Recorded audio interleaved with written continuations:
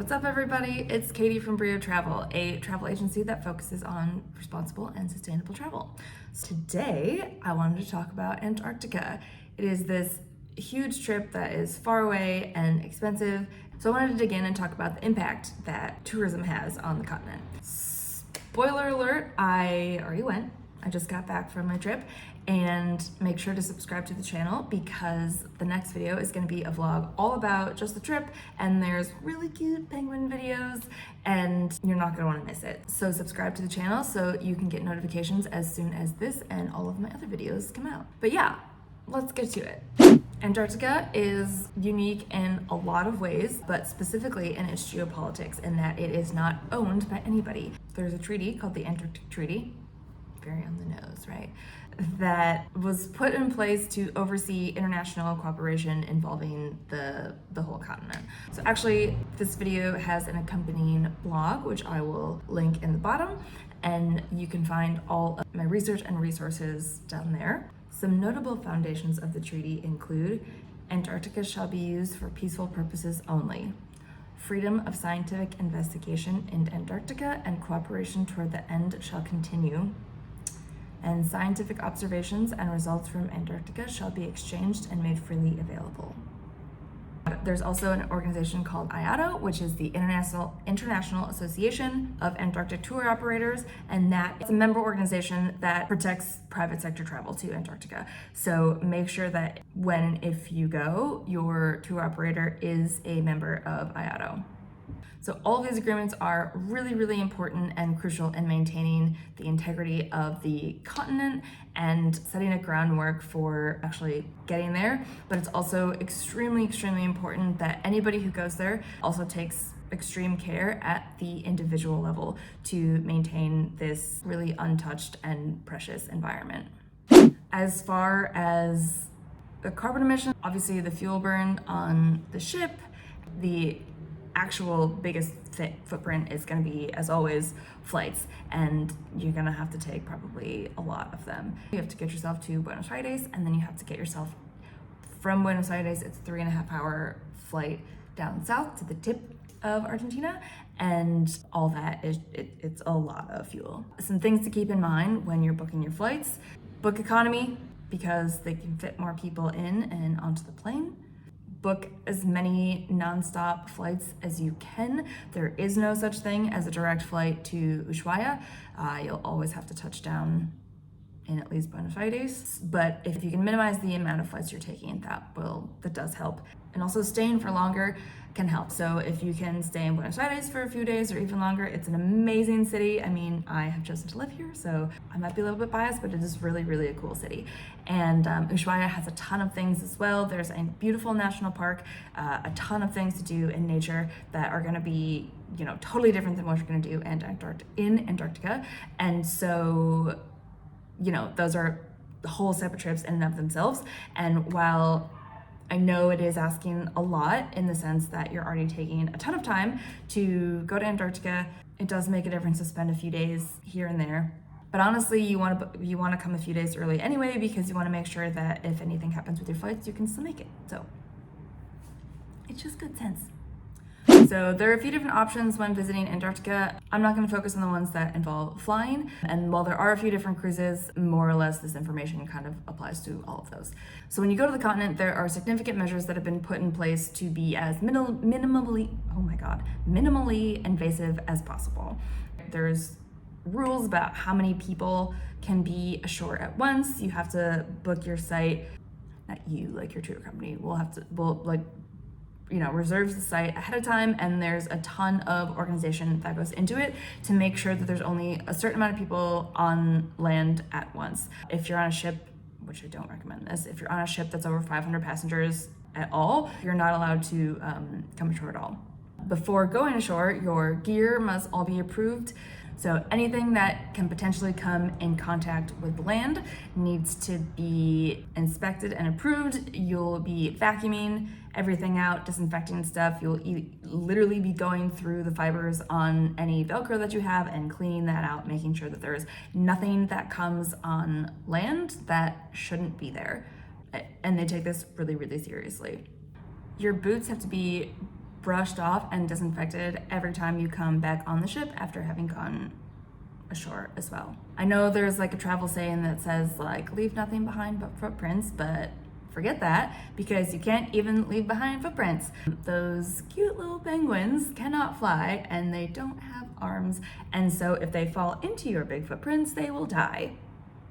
So you gotta fill those in.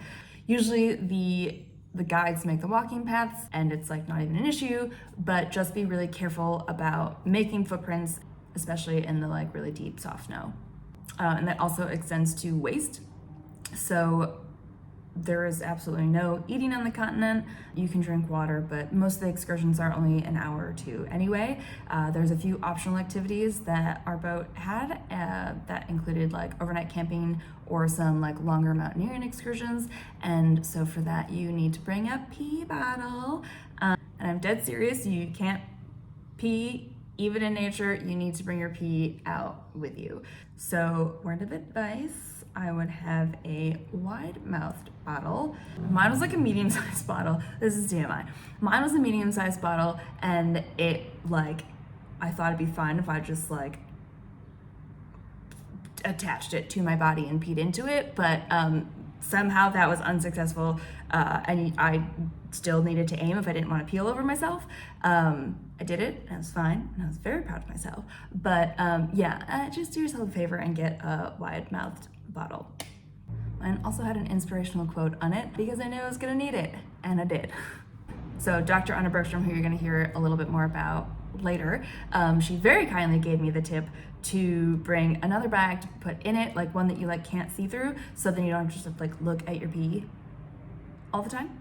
And then also to dispose of it immediately, or to dispose of it as soon as you can.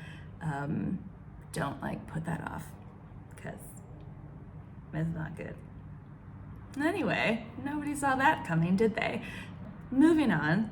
Okay, so let's talk gear. To be honest, you're gonna go in the summertime. The winds get crazy, it can snow, but layers are your friend. And don't buy a bunch of stuff that you're never gonna use again. Try to rent or borrow things if you can. Just be really intentional with what you do and what you have. Let's talk about the science. There's, you know, all the preventative measures that are happening, but there's also like proactive things that are happening as well. And one of my favorite things is that they are really, really promoting learning and science and all that good stuff. Every day, sometimes multiple times a day, there are lectures, and so you are learning from people with a slew of degrees and PhDs and everything in various divisions of science. It's really, really cool. You're learning about the wildlife, the climate, the land there. You're learning about all of it. It's getting put into context for you, so you can like really understand what you're seeing and what you're experiencing, and it's really cool. It really helps you to connect with what you're doing. We also had lectures on climate change and stuff like that, and how to protect the planet better. So it really does spark this like learning and curiosity and conversation, which is really, really cool. On my specific ship, they also dropped an Argo probe. So Argo is an international program that collects data on ocean properties. So it uses like robotic instruments that like live under the surface of the water. And so on our cruise, they like went into the water and they gave us all the information and stuff, so you can like track that through the life of it, which is very cool. So there's just like science happening everywhere. You can also humpback whales and leopard seals, you can help scientists track them. So there are websites you can go where you can post your pictures of it. Those animals have certain markings on them, sort of like human fingerprints that help identify them, and so you can help scientists track their whereabouts. And if your photo does get matched to an animal in the database, you can get updated on like where they are in the world and when they get spotted again, and just like really cool stuff to get you excited and interested in your surroundings and in the world. So I also had the opportunity, as previously mentioned, to talk to some really, really cool people who are very qualified in talking about visiting Antarctica. So the first person I spoke to is Dr. Anna Bergstrom, who's a professor of watershed hydrology and biochemistry at Boise State University. She spent 5 seasons down in Antarctica doing fieldwork at McMurdo Station, the biggest US research station down there, but that's from the New Zealand side of the continent. I'm just gonna read this so I don't screw it up. She focused on small alpine glaciers and understanding how the sediment that gets blown onto glaciers enhances melt, and once melt is created, how the sediment changes the chemistry and how that kickstarts life on the glaciers. So we were talking about Antarctica in general and what she loves so much about it, and she said her favorite thing is the people down there. So it's scientists and support staff, and everyone is down there to support science. And everybody has the same goal of working to support science in this really, really cool environment. And it's just, they all kind of get to nerd out together and work towards advancing scientific understanding, which is really cool. I was also able to see that on my side of things. Whenever you talk to the crew and hear their lectures or just even have a conversation with them, you can see how excited they are about the information that they're sharing and what a cool place Antarctica is, and everyone's just in love with learning about it and sharing everything that they know about it as well. And I just think that's a really, really cool thing. So I also very specifically asked her what she thought about tourism to the continent. She references the treaty and talks about how it's set up really well to maintain a level of tourism that is appropriate for the ecosystem, and hopes that it continues to get respected. She says, and I quote, "There's a huge benefit to tourism because it can be hard for people to imagine or have an appreciation for our natural environment, climate change, and how I move through the world without being able to do things like visit these places," end quote. But she also notes the potential for repercussions for the effects on tourism, if not done right, are also really, really scary because the impacts can be just so huge and so long lasting, which is totally true and totally fair. She left me with a quote: "One of the things that always struck me when I got the opportunity to move around in that landscape is just how big and vast and different that landscape is and how special it is. I think it's easy to get stuck in your everyday life, but when you get to experience a landscape like that, you realize that you're part of this greater Earth system. And I hope people gain an appreciation for that. I hope it stays with them and helps them become more informed and responsible citizens in their communities and globally as they move through their lives." So I also sat down with Dr. Eduardo Rubio Herrera, who is the expedition leader on our trip, and he's from Guatemala and has a PhD in astronomy from the University of Amsterdam, and has been taking people down to Antarctica since 2010. His favorite part of visiting, and he responded, "I enjoy very much contemplating the ice. Sometimes you can listen to the calving of the icebergs and the bubbles, the compressed air popping of ice when you have fresh ice that goes into the sea." So it was an answer that I wasn't really expecting, and but also it was so true to him. He used to take us out on the Zodiac rides, and we would just turn off the engine, and he would have us close our eyes, and we would just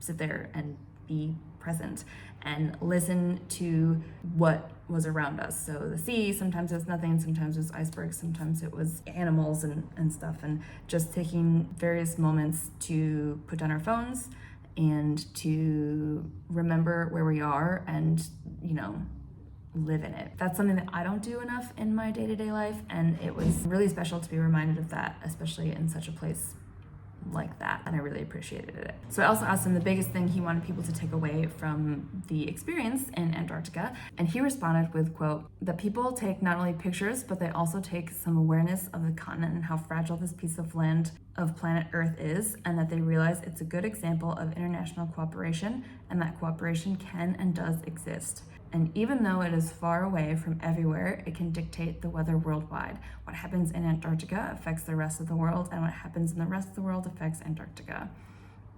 One of the many wonderful things about Eduardo is how much he prompts discussion and intentionalism. He really, really encourages people to think about their lives and seriously consider their consumption levels and what they can change and what they need and don't need, and to cut back wherever possible. He prompts discussions about our climate and our planet and what we can do as humans to reduce our impact and to help save, Antarctica and where we live. And so I really appreciated that take on things, and his patience and his openness, as well as his kindness and his knowledge and passion for leading these trips down to Antarctica.